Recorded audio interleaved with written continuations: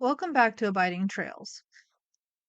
I'm Chastity, and I want to open this one a little differently because I think church spaces sometimes accidentally teach us that the serious, heavy stuff is the real faith, and joy is just the dessert you get after finishing your spiritual vegetables. I want to spend this whole episode pushing back on that. Psalm 37:4 says, "Delight yourself in the Lord, and he will give you the desires of your heart."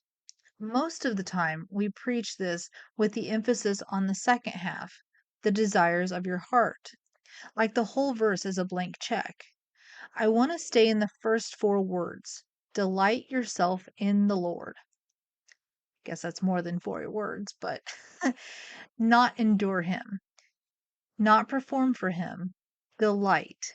The Hebrew word there, anag, carries the idea of taking exquisite pleasure, being soft and tender in his hands. That's a joy word, not a striving word. And it's a command, which means it's not optional and it's not accidental. Zephaniah 3:17 backs this up in a way that still catches me off guard every time I read it. The Lord your God is in your midst, a mighty one who will save. He will rejoice over you with gladness. He will quiet you by his love. He will exult over you with loud singing. God sings over you with joy. If the God of the universe expresses delight that loudly, delight isn't the shallow end of faith. It's holy. I want to be straight with you because I've been straight with you all month. Of the four things we've featured in August, the My Kids Have Paws hat is the lightest, most fun design in the lineup.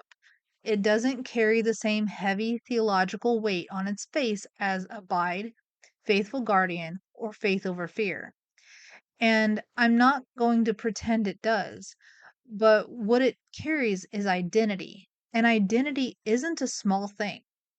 There's a moment every bully breed owner knows it's quiet. It happens without an announcement. The moment the dog becomes my kid. Maybe it's the way they lean their whole weight into you when you sit down, like they're trying to hold you up. Maybe it's that ridiculous gummy grin some people call the Pibble smile, or the way a 70-pound dog will still try to climb into your lap like they weigh 10. That shift is in how you talk about them isn't trivial. It's love taking root. Proverbs 12:10 says, "A righteous man cares for the needs of his animal."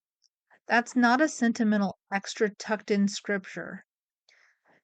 Caring for well for an animal is framed there as a righteousness issue, woven into the character of a godly person. God built you with the capacity to love your dog this deeply, and he called that good. And Psalm 145:9 widens the lens a little further. The Lord is good to all, and his mercy is over all that he has made. All that he has made, including the breed that gets the worst headlines.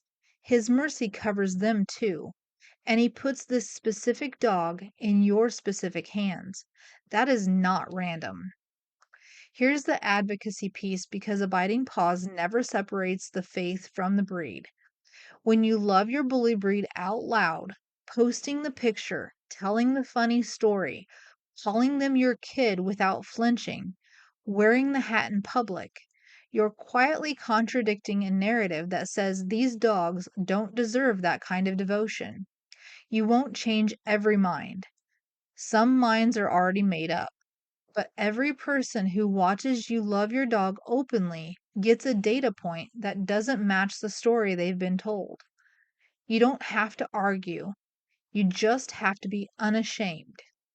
It's worth naming here, too, that some of the talk in this community about why bully breeds bond so hard traces back to breeding history claims that get repeated often in advocacy spaces.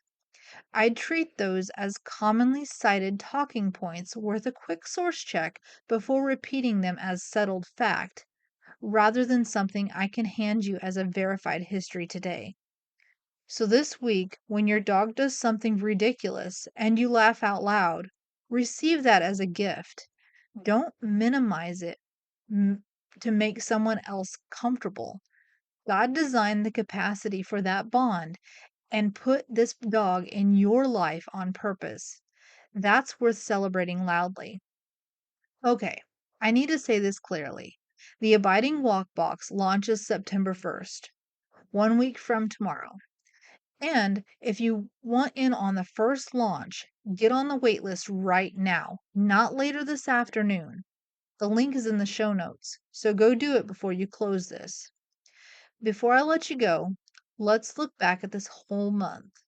We talked about abiding in the chaos when everything feels loud. We talked about what faithful guardianship actually costs and where the capacity for it comes from. We talked about choosing faith over fear with a leash in your hand. And today we talked about the theology of delight, the holy commanded, not shallow joy of loving this breed out loud without apology. That's the whole heart of Abiding Paws. I'll see you in the next one. The walk box comes soon, and we'll talk on Monday.